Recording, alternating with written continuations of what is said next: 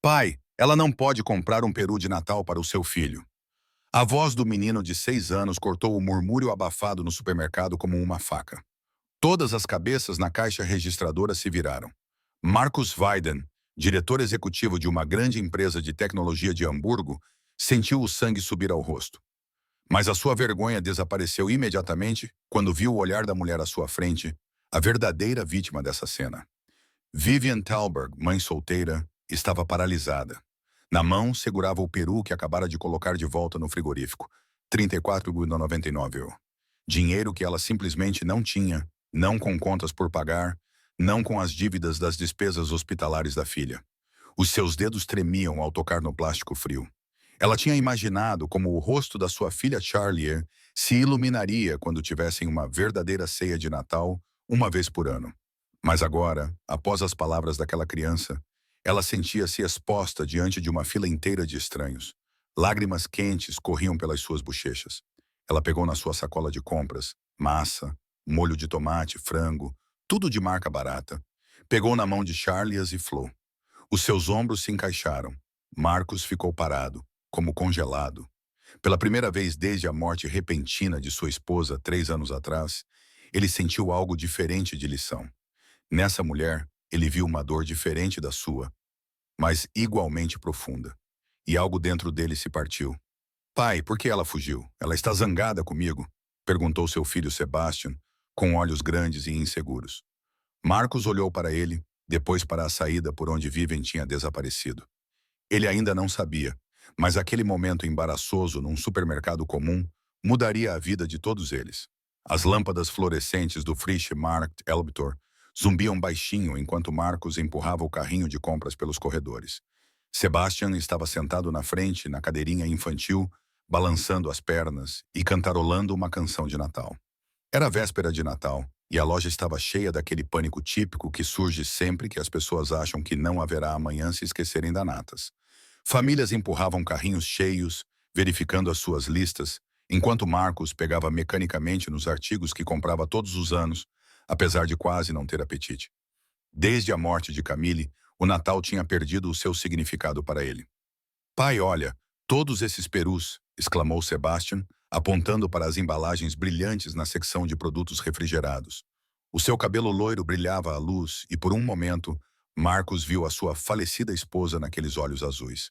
A dor atingiu-o como um golpe. Sim, meu querido, precisamos de um também, respondeu ele sem entusiasmo.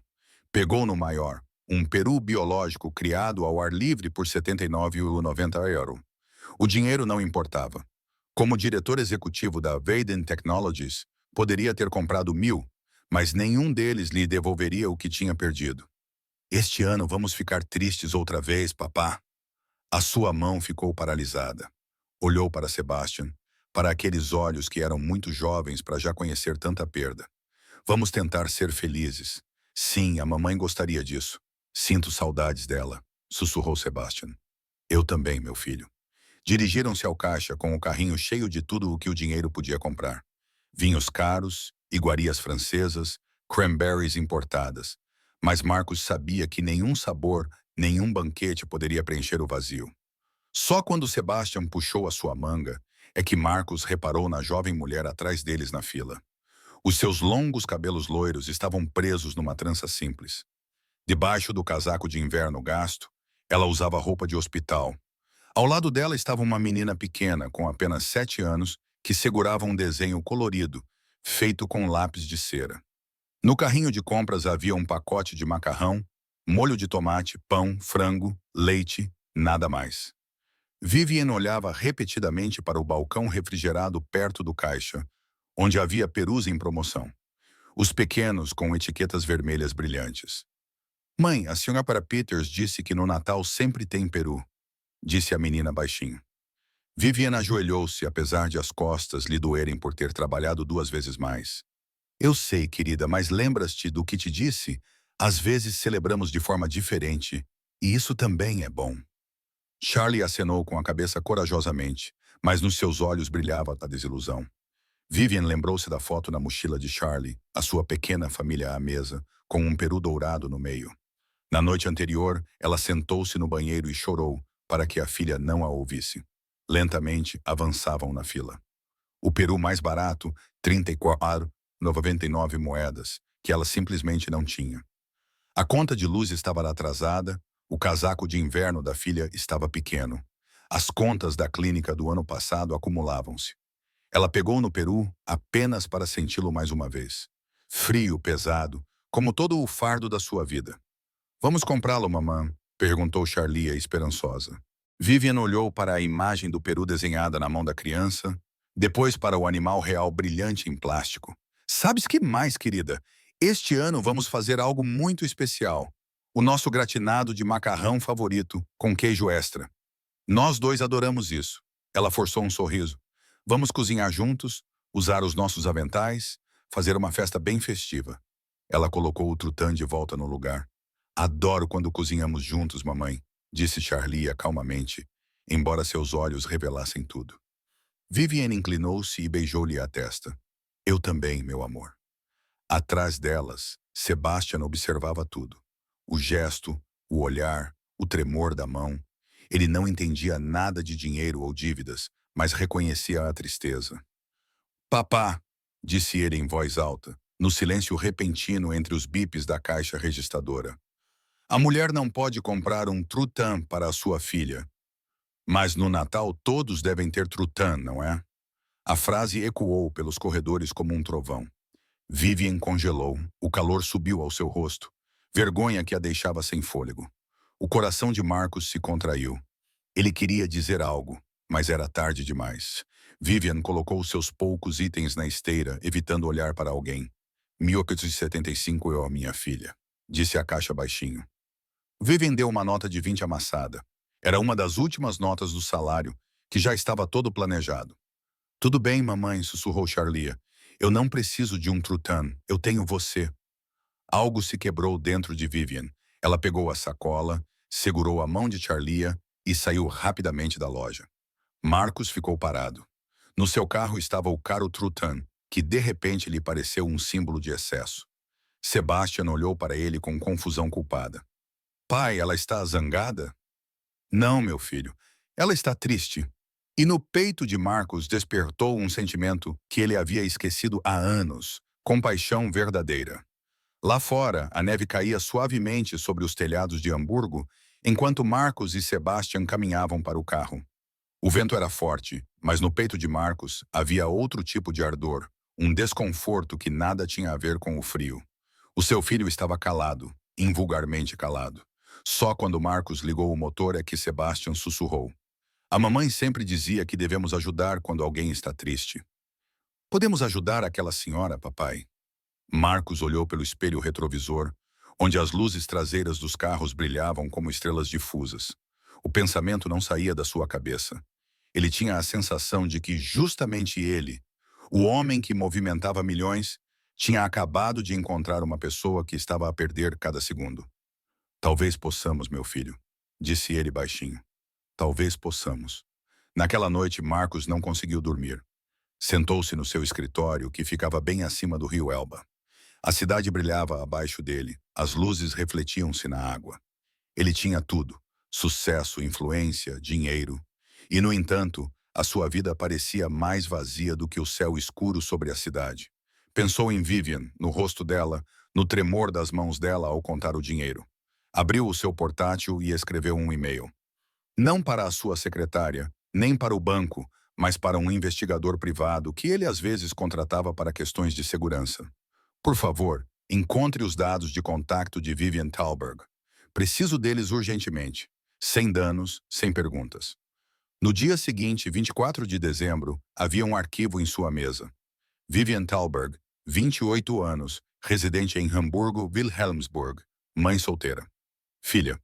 Charlia, 7 anos, profissão, auxiliar de enfermagem no Hospital Saint-Marien, 60 horas semanais, 2 turnos noturnos por semana.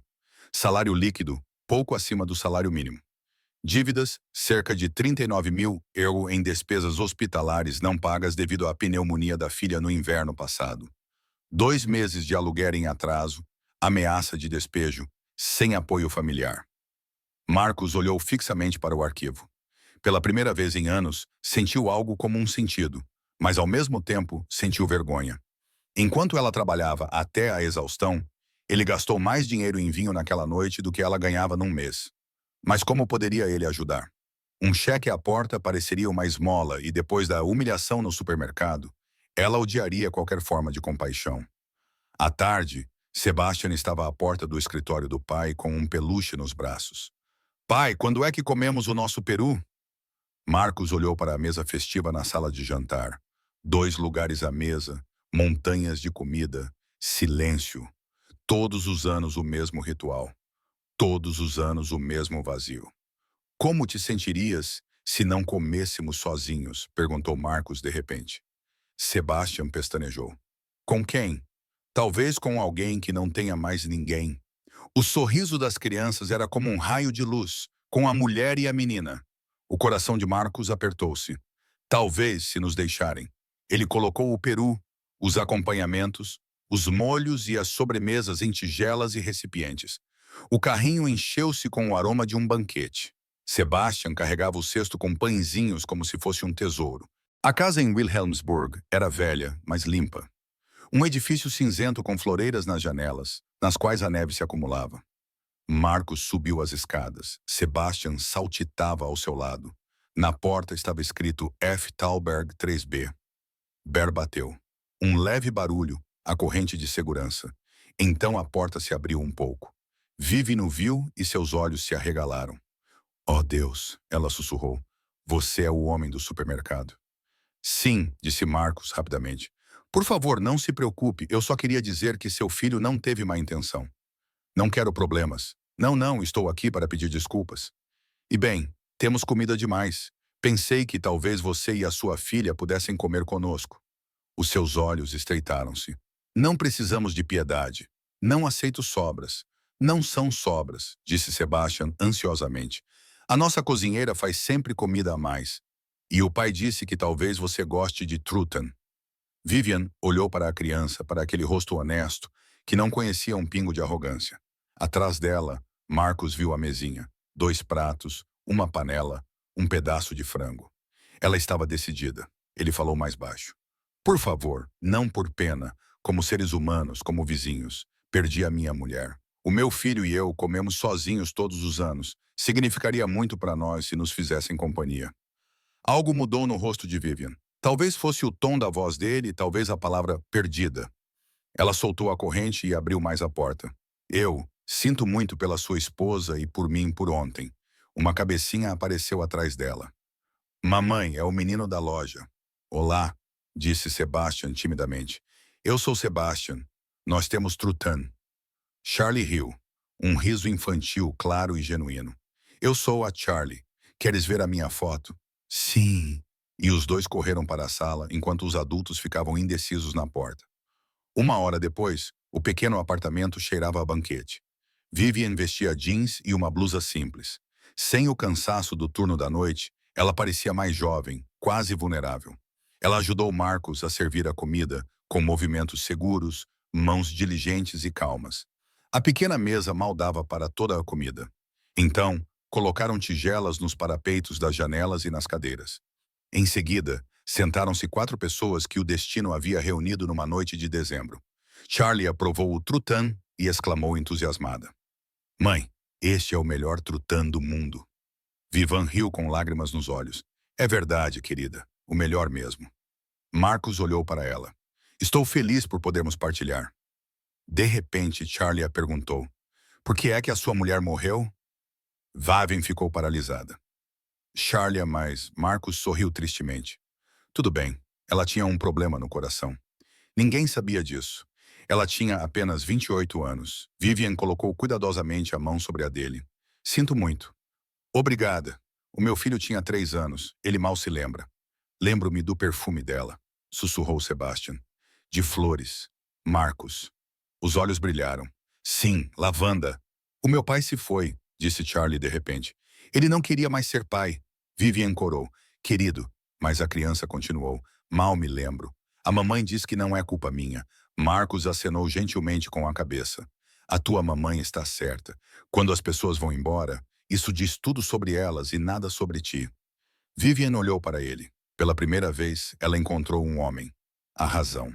Conversaram até tarde da noite sobre filhos, trabalho, sobre a vida. Marcos nunca mencionou a sua posição, apenas falou da minha empresa no centro da cidade. Ele não queria ser o rico, mas simplesmente um homem que ouve.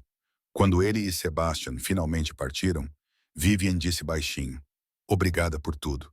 Foi a melhor véspera de Natal dos últimos anos." "Para nós também", respondeu Marcos. "Talvez pudéssemos manter o contato caso as crianças quisessem voltar a ver-se." Uma hesitação, depois um sorriso. "Sim, talvez." Trocaram números. Quando Marcos se sentou no carro mais tarde, sentiu-se leve pela primeira vez em 3 anos. Sebastian sorriu. "Pai, podemos visitá-los novamente?" "Espero que sim, meu filho", disse Marcos, e o seu coração respondeu em silêncio. "Eu também." Os dias após o Natal passaram voando.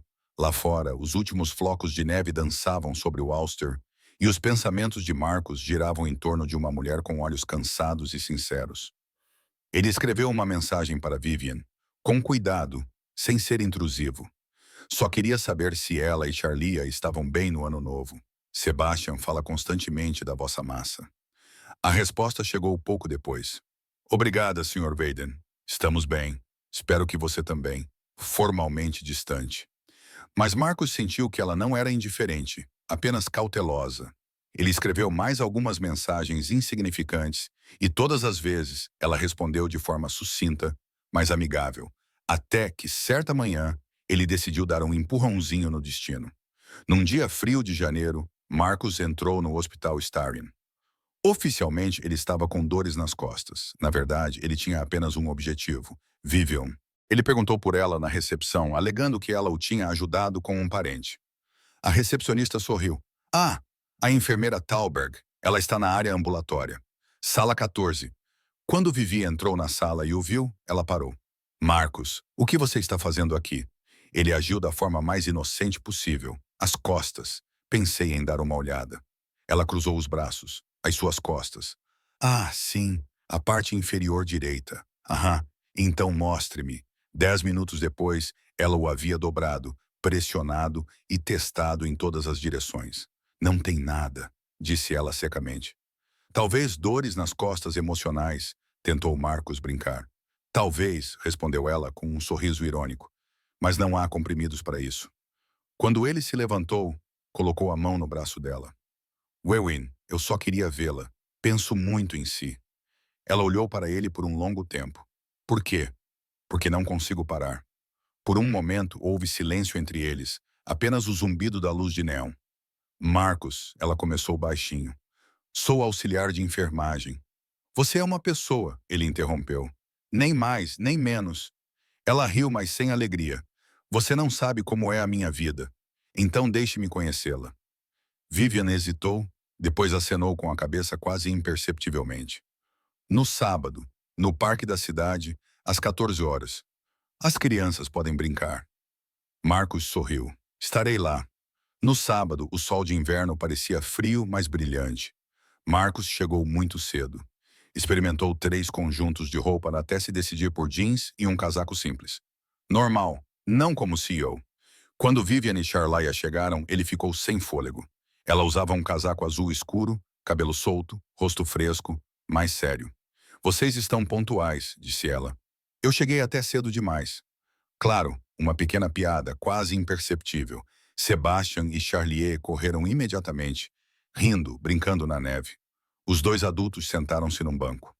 "Eu pensei", começou Vivian. "Por que eu os convidei?" "Provavelmente porque vocês foram honestos no supermercado e porque não me olharam com pena naquela época. Eu nunca quis que vocês se sentissem pequenos. Isso é difícil quando se luta constantemente, Marcos." Ele assentiu e ela continuou, quase como uma confissão. "Eu estava a estudar para ser enfermeira, então engravidei aos 20 anos. Rain, o pai, ficou entusiasmado. No início, alugamos um apartamento. Eu suspendi um semestre. Mas quando o Charlier tinha 2 anos, veio a queda. Ele ausentava-se, bebia, perdeu o emprego. Eu trabalhava o dobro e ele culpava-me. Dizia que eu nunca estava presente. Um dia, ele simplesmente desapareceu. Conta vazia. Apenas um bilhete. Não aguento mais isto." Ela apertou os lábios. "Desde então, luto sozinha e, às vezes, tenho medo de um dia não conseguir mais." Marcos não disse nada. Apenas pegou na mão dela. Vocês conseguiram. Todos os dias. Isso é mais força do que a maioria das pessoas demonstra. Ela sorriu amargamente. Não sabe quantas vezes eu quis desistir. Sim, disse ele gentilmente. Reconheço esse olhar. Eu mesmo já tive. Eles conversaram por muito tempo, até que as crianças construíram bonecos de neve e o sol desapareceu atrás das árvores. Quando se despediram, Vivian hesitou.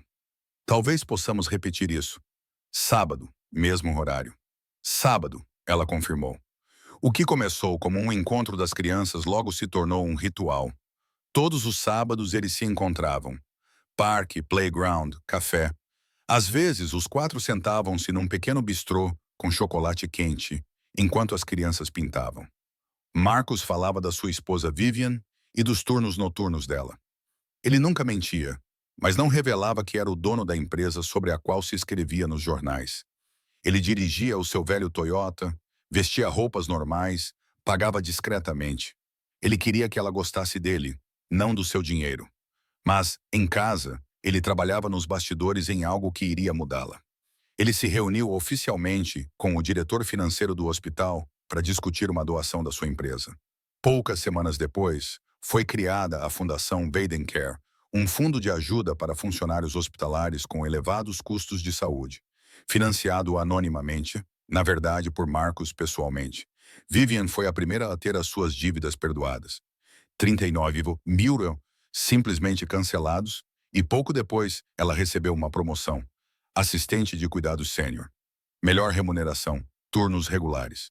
Quando ligou para Marcos, ela chorou. Marcos, você não vai acreditar. O hospital pagou as minhas dívidas e me promoveu. Finalmente posso respirar fundo. Finalmente posso dormir. Não sei a quem agradecer. O coração de Marcos apertou-se. Então agradece simplesmente a vida. Vivian. As semanas passaram. O inverno deu lugar aos primeiros dias da primavera, e os encontros no parque transformaram-se em pequenas excursões ao Miniature Wonderland, às margens do Elba, em cafés cheios de risos. Vivian floresceu. Voltou a rir, às vezes até se maquilhava. Marcos percebeu que estava a apaixonar-se, silenciosamente, mas profundamente. Quando ela ria, ele esquecia que era rico.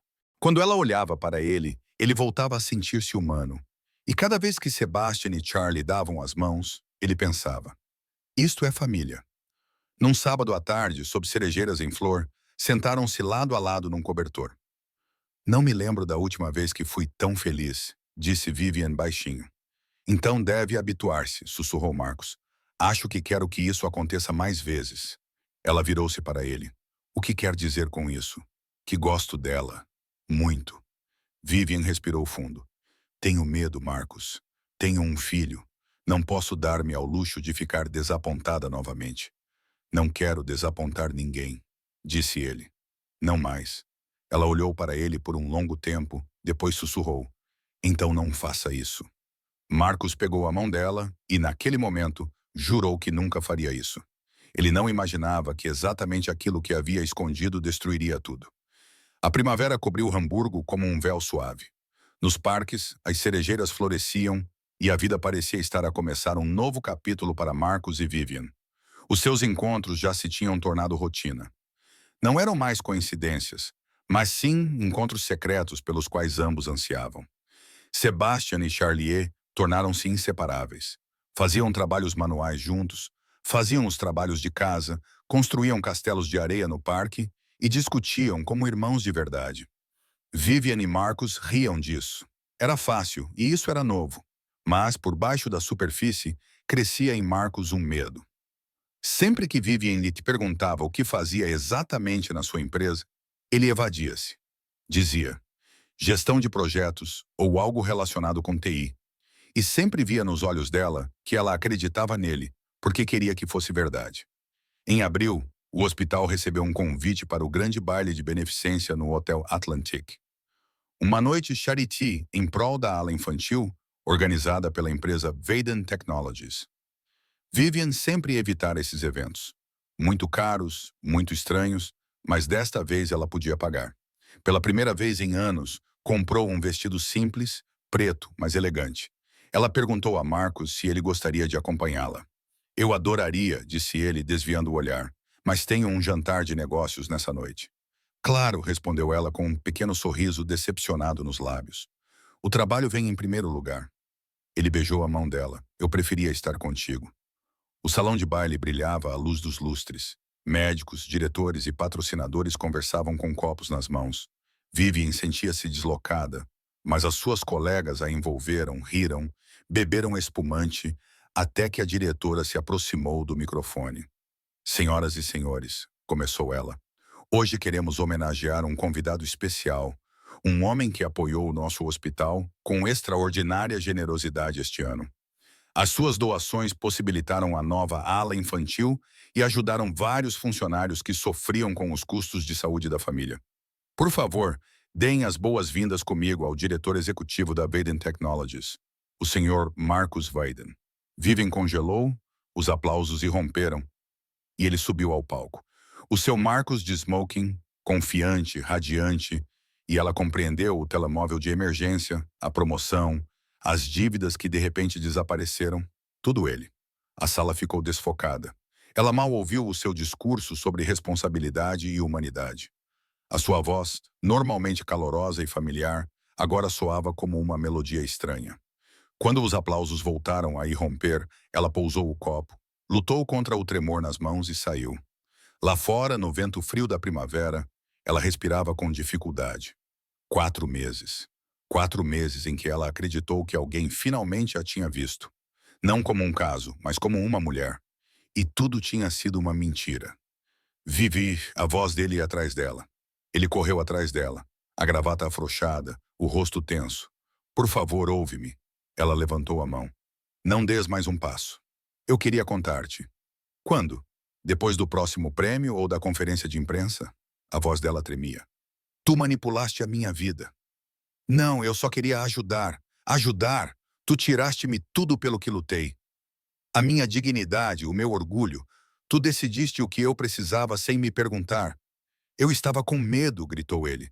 Achei que você me veria de forma diferente se soubesse quem eu sou. Agora estou a ver você e não sei mais se posso acreditar em você. Lágrimas corriam pelo rosto dela, mas ela não recuou. Eu me apaixonei por você, Marcos. Não pelo homem dos jornais, pelo homem que cozinhava macarrão e ouvia meu filho. Mas esse homem aparentemente não existe. Sim, disse ele desesperado. Eu ainda sou esse homem, talvez, mas o dinheiro está sempre entre nós e eu não consigo viver perguntando-me se te devo algo ou se significo alguma coisa para ti. Ela virou-se. A Vivian, por favor, pelas crianças. Diz ao Sebastian que a Charlie sente a falta dele, mas eu preciso de distância e tu deves respeitar isso. Então ela foi-se embora e Marcos ficou sozinho num fato caro, rodeado por todo aquele brilho que, de repente, só tinha gosto de vazio. As semanas seguintes foram insuportáveis para ambos. Sebastian perguntava todos os dias por que é que eles não viam mais a Vivian e a Charlie. Tu deixaste-as tristes, papá? Marcos apenas respondia. Sim, um pouco, mas às vezes as pessoas precisam de tempo. Enquanto isso, Vivian lutava com outra dor. Charlie chorava à noite e perguntava, Sebastian nunca mais vai voltar? E Vivian não sabia a resposta. Mas no fundo, ela tinha outra pergunta. Marcos tinha realmente agido por orgulho ou por amor? A sua mentira era controle ou medo? 3 semanas depois, alguém bateu à sua porta. Não era Marcos, era a senhora Patterson, do Rés do Chão, a vizinha idosa. Vivian, querida, a sua filha voltou a fazer um desenho. Ela entregou-lhe um papel com 4 bonecos de traços de mãos dadas. Por baixo estava escrito com letra rabiscada. Mamã, Marcos, Sebastian, Charlie. Vivian quase desmaiou. Aquela pequena folha foi como um golpe no peito. Ela sentou-se, segurou o desenho e as lágrimas que reprimira durante semanas brotaram. Na noite seguinte, pegou no telefone. Marcos, ele atendeu imediatamente. Viena, precisamos de conversar, sem raiva, sem desculpas. Apenas com sinceridade. Quando? Amanhã à noite, quando a Charlie estiver a dormir. Estarei lá. A noite seguinte foi silenciosa. Vivian tinha feito chá, mas ninguém bebeu. Sentaram-se no pequeno sofá, com uma parede invisível entre eles. Eu pensei, começou ela. Sim, tu mentiste. Mas o que me magoou não foi o dinheiro. Foi o facto de não me teres dado escolha. Protegeste-me como se eu fosse fraca. Marcos acenou com a cabeça. Eu sei, eu queria fazer a coisa certa, mas fiz isso da maneira errada. Eu estava com medo, Marcos. Medo de perder-te. Não por causa da tua mentira, mas porque vives num mundo ao qual eu não pertenço. Ele aproximou-se. Não quero um mundo sem ti e prometo não ter mais segredos. Nunca mais. Ela respirou fundo. Preciso de tempo para acreditar em ti novamente. Mas quero tentar, por nós, pelas crianças. A voz de Marcos estava rouca. Eu amo-te, Will. Ela fechou os olhos. Eu também. Então eles se beijaram delicadamente, hesitantes, como pessoas que sabem como a confiança pode doer e mesmo assim se atrevem. 6 meses depois, tudo tinha mudado, não por magia, mas por paciência, conversas e inúmeros pequenos convidados. Marcos cumpriu a sua palavra, sem mais segredos. Ele mostrou a Vivian a sua verdadeira vida, a sua empresa, o seu apartamento sobre o Elba, a parte de si que ele tinha escondido durante anos. No início, ela sentiu-se estranha nesse mundo de vidro e mármore, mas Marcos a introduziu nele, não como convidada, mas como parceira. Ele também entrou no mundo dela, nos corredores do hospital, entre monitores a apitar e turnos agitados. Ele conheceu as colegas dela, levava café, esperava pacientemente quando ela estava exausta após o turno da noite. Assim, duas vidas foram lentamente se unindo. Duas feridas se transformaram num coração. Sebastian e Charlie estavam agora inseparáveis. Eles se chamavam quase de irmãos, faziam cartões para o aniversário de Marcos e insistiam que a mamãe Vivian e o papai Marcos aparecessem juntos em todas as festas da escola. Não era perfeito, mas era real, e isso era mais do que ambos jamais haviam esperado. Uma noite, logo após o jantar, Marcos estava na cozinha observando Vivian secar a louça. Quero te perguntar uma coisa, disse ele de repente. Ela olhou para ele um pouco desconfiada. Parece perigoso. Ele sorriu. Venha morar conosco, você e Charlie, para sempre. Vivian segurava o pano de prato na mão. Marcos, é um grande passo, eu sei, mas estamos juntos todos os fins de semana de qualquer maneira. As crianças perguntam constantemente por que não moramos todos aqui. E, sinceramente, não quero mais noites sem você. Ela olhou para ele por um longo tempo. Só com uma condição. Eu pago aluguel. Não quero ser um projeto. Marcos riu baixinho. Então paga a comida e eu deixo te usar a minha máquina de lavar louça. Combinado. A mudança foi caótica, mas feliz. Vivian trouxe os seus móveis antigos, as suas plantas, as estantes cheias de romances e desenhos infantis. As peças de design caras na cobertura de Marcos perderam subitamente a sua frieza estéril. Agora, o livro de colorir de Charlie estava sobre a mesa de centro. Na cozinha, havia um bilhete de compras escrito à mão por uma criança. Leite, pão, biscoitos, amor. Marcos ficou parado na porta uma noite observando Vivian e Sebastian a fazerem biscoitos, enquanto Charlie sentava num banquinho e cantava canções de Natal. Aquilo era família, não perfeita, mas viva. Um ano após o primeiro encontro no supermercado, o Natal chegou novamente. Desta vez, eles fizeram as compras juntos, sem silêncios constrangedores, sem vergonha. Sebastian insistiu em comprar o maior peru da loja. Para lembrar, disse ele orgulhosamente, porque foi assim que tudo começou. Vivian riu. Então, vamos fazer a melhor festa de Hamburgo este ano. Na véspera de Natal, a casa estava cheia de aromas. Maçã, canela, assados, risos de crianças. Vivian mexia o molho. Marcos lutava com o peru. As crianças faziam confusão com o molho de cranberry. Lembras-te do ano passado? Perguntou ela. Sim, respondeu Marcos. Lembro-me de como o meu filho me transformou em pessoa com uma frase. Sebastian sorriu. A culpa foi minha? Tu foste a razão pela qual tudo acabou bem. Vivian pousou a colher, olhou para ele e sussurrou. Eu pensei que aquele dia seria o pior da minha vida, mas foi o começo de tudo. Marcos aproximou-se dela, colocou a mão na sua bochecha, porque a honestidade às vezes dói antes de curar. Ela acenou com a cabeça, com lágrimas nos olhos. Durante a refeição, Marcos ergueu o copo. A nossa saúde, disse ele, as segundas oportunidades, as crianças que são mais honestas do que os adultos e a mulher que me ensinou a viver novamente.